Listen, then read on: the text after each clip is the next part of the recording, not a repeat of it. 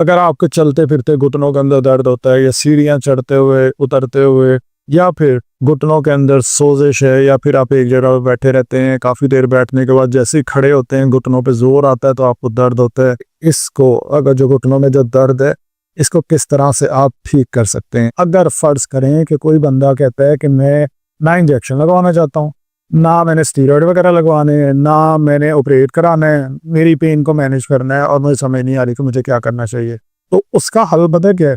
उसका बेस्ट हल ये है कि आप अपने जो घुटना है ना, घुटने के इर्द गिर्द के जितने पट्टे हैं इनको मजबूत कर रहे हैं। अगर आप इनको मजबूत कर लेते हैं तो आपके जो घुटनों के ऊपर आने वाला प्रेशर है ना वो कम हो जाएगा। लेकिन इसमें इतनी इम्पॉर्टेंट एक चीज़ ये है कि इसमें आपने सही वर्जिशें करनी है।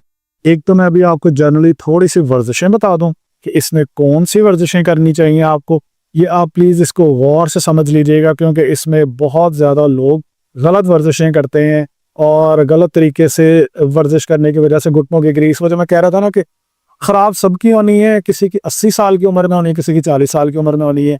ख़राब वर्जिशों, गलत वर्जिशों की वजह से घुटनों की ग्रीस बड़ी जल्दी ख़राब हो सकती है, घुटनों की कार्टिलेज बड़ी जल्दी डैमेज हो सकती है। सो मैं एक तो आपको वर्जिशों का थोड़ा सा समझा दूं, फिर मैं आपको बता देता हूँ डिफरेंट वो वाले खाने जिनको आप खाएंगे तो आपको अपने घुटनों के अंदर काफ़ी ज़्यादा फ़र्क महसूस हो। और ये उन सब के लिए है जो ना सर्जरी कराना चाहते हैं और जो टीके और मेडिसिन दवाइयाँ इनसे बचना चाहते हैं। तो सबसे पहले तो ये है कि अगर आप ये वाली वर्जिश करते हैं, लाइक आप सीधे बैठ के अपनी टांग को ऊपर की तरफ उठाते हैं, तो ये तो बिल्कुल भी नहीं आपने करनी। क्यों नहीं करनी? वो इस वजह से नहीं करनी, जब आप इस तरह से मूवमेंट करते हैं ना अपने घुटने के ऊपर, तो इससे ये होता है कि जब ये देखें, ये आपने घुटने को ऊपर की तरफ मूव किया, फिर नीचे की तरफ मूव किया, ये मैंने वीडियो के शुरू में आपको बताया कि जब आप इस तरह से मूव करते हैं तो घुटनों के बीच में रबड़ पहले ही काम में, तो जब आप इस तरह से मूव करेंगे तो इससे क्या नुकसान होगा कि दोनों हड्डियां, ऊपर वाली हड्डी नीचे वाली हड्डी आपस में रगड़ेगी, जिसकी वजह से घुटनों के बीच में टक टक की आवाज़ें भी आएंगी, घुटनों की ग्रीस और ज़्यादा डैमेज हो जाएगी। तो फिर हमने करना क्या?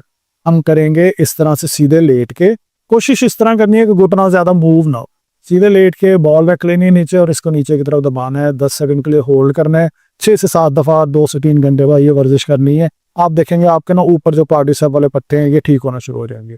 इसके बाद एक्सरसाइज करेंगे आप कि इस तरह का आपने रबड़ बैंड ले लेना है और इस रबड़ बैंड को इस तरह घुटनों के इर्द गिर्द घुमा लेना है और फिर अपने घुटनों को ना बाहर की तरफ खोलने की कोशिश करनी है।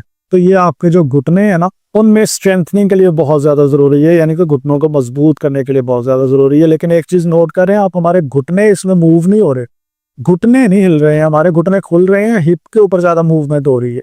इसी तरह से अब इसका उल्टा करेंगे। इसका उल्टा किस तरह से होगा कि एक बॉल लेनी है, दोनों घुटनों के बीच में रख लेनी है और अंदर की तरफ दबाना है, 10 सेकंड के लिए रोकना है, 6-7 दफ़ा ये वर्जिश करनी है। हर 2 से 3 घंटे के बाद इसमें भी हमारे घुटने मूव नहीं हो रहे हैं। अगर घुटने मूव करके करेंगे उसे कहते हैं आइसोटोनिक एक्सरसाइजेज, वो आपने नहीं करनी, आपने करनी आइसोमेट्रिक एक्सरसाइजेज। अब आप इंटरनेट पे ये लिखें isometric exercises for knee joint, इतनी सारी आपको वर्जिशें मिलेंगी, उनमें से चंद एक मैं आपको बता रहा हूँ। इसी तरह से अब क्योंकि हमने अपने घुटने को इस्तेमाल नहीं करना तो क्या करना है, हमने अपने हिप को इस्तेमाल करना है। हिप को कैसे करेंगे? ऐसे सीधे खड़े होके अपनी टांग को पीछे ले जाएंगे। ये बताएं हमारा घुटना मूव हो रहा है या नहीं?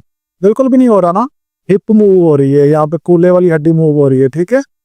तो आप अपने या कूल्हे को यूज कर लें या टखने को यूज कर लें, घुटने को ज्यादा हिलाएंगे तो घुटने के बीच की रबड़ खराब हो जाएगी, ठीक है। एक तो अच्छा, जरूरी नहीं है ये आप खड़े होकर करें, ये आप इस तरह से लेट के भी कर सकते हैं, ठीक है। इसी तरह से आप इसे, ये तो लेट के इस तरह साइड लाइन में भी हो जाएगा और अगर आप चाहें तो इस तरह सीधे लेट के भी कर सकते हैं। ऐसे ये मुश्किल नहीं है, मकसद सिर्फ और सिर्फ ये घुटना मूव ना हो। घुटना मूव होगा तो घुटने के बीच की रबर के ऊपर ज्यादा से ज्यादा मूवमेंट आने की वजह से रगड़ आएगी और वो खराब हो जाएगी। तो ये हैं वो वर्जिशें जो कि नी आर्थराइटिस वाले, जो जिनके घुटनों में ग्रीस का है, कार्टिलेज का प्रॉब्लम है, ये वर्जिशें वो करेंगे। लेकिन इसके अलावा आपने अपने खाने ठीक रखने हैं। खानों के अंदर आप क्या करेंगे, ऐसे खाने लेंगे जैसे विटामिन डी वाले खाने, वो हमें किस में मिलेगा, जैसे सीरियल्स हैं या दलिया वगैरह खा सकते हैं, आप मछली खाएं, आप अंडे खाएं। कोलेस्ट्रॉल का इशू है तो आपने फिर जर्दी नहीं खानी है। इसके अलावा आपने वो खाने खाने हैं जिसके अंदर ज़्यादा से ज़्यादा आपको विटामिन डी मिले। और इसके अलावा विटामिन डी आपको धूप में से मिल सकती है, सनलाइट में से। सुबह और शाम को जो ठंडी धूप है उसमें बैठा करें, दोपहर वाली जो अल्ट्रा वायलेट रेडिएशन है उसमें नहीं बैठ जाइएगा, क्योंकि उससे आपको सनबर्न हो सकता है। इसके अलावा आपने चिया सीड लेने हैं, फ्लैक्स सीड्स लेने हैं। ये जो आपको पिक्चर नज़र आ रही है ये वाली, इसे हम कहते हैं फ्लैक्स सीड्स, जिसे आम जुबान में हम अलसी के बीज कहते हैं। इनको आपने पीस के यूज़ करना है, दिन में 1 चम्मच यूज़ कर सकते हैं। कोई सैलड वगैरह बना है उसको छिड़क लिया करें, पिसा हुआ जो अलसी के बीज है। और जो दूसरे आपको नज़र आ रहे हैं इनको हम कहते हैं चिया सीड, इसे उर्दू में कहते हैं तुख्म शरबती। ये तुख्म लंगू काफ़ी लोग समझते हैं, लेकिन तुख्म लंगू वो डिफरेंट होता है, चिया सीड डिफरेंट होते हैं। इनको आपने पानी में भिगो देना है, आधे घंटे 1 घंटे के लिए रखना है, और उसके बाद फिर वो पानी पी लें, या फिर उसमें से उस पानी को आप किसी शेक में मिक्स कर सकते हैं, दही में मिक्स कर सकते हैं, तो इस तरह से ले लें। और बेस्ट ये है कि आप रात को इसको भिगो दें और अगले दिन जब सुबह सो के उठे ना तब इसको यूज़ करें। ये वेट रिडक्शन के लिए बड़ा अच्छा है, जिनका वज़न ज़्यादा हो और घुटनों के दर्दों में अगर आप अपना वज़न कम कर लेते हैं तो फिर तो आपको बहुत ही ज़्यादा फ़ायदा होगा, क्योंकि आपको पूरे जिस्म का वज़न घुटनों का पे आ रहा होता है। अगर वो आप वज़न कम कर लें, इधर से पट्टे मजबूत कर लें जो मैंने वर्जिशें बताई हैं, तो घुटनों में तो आपको बहुत ज़्यादा फ़र्क फील होगा।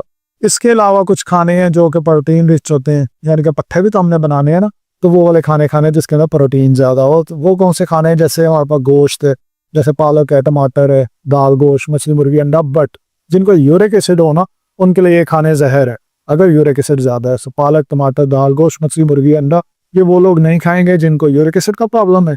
लेकिन अगर आपको यूरिक एसिड का इशू नहीं है तो अपने पट्ठों पे काम करें। अगर आप अपने पट्ठे मजबूत बना लेते हैं, घुटनों के ऊपर आने वाला प्रेशर कम हो जाएगा, जिसकी वजह से आपको घुटनों की दर्दें भी कम हो जाए।